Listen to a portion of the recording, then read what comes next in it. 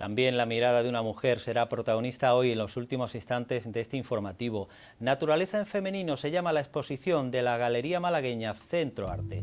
Son 18 fotografías de 5 autoras con espíritu viajero y trayectorias muy diferentes. Nuria Murillo, Marisa Murillo, Mercedes Higuero, Fátima Meireles y Renata Simberger. Imágenes que en algunos casos llegan de Islandia, Noruega o Nueva Zelanda. Con ellas llegaremos hoy a la información del deporte. Sense of this by the time that I expressed that I have felt helpless, you would turn away from me.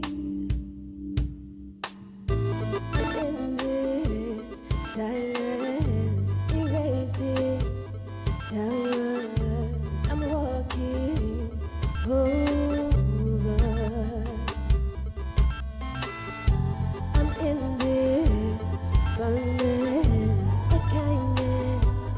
Searching, I'm walking over. I'm in this silence, erasing tower.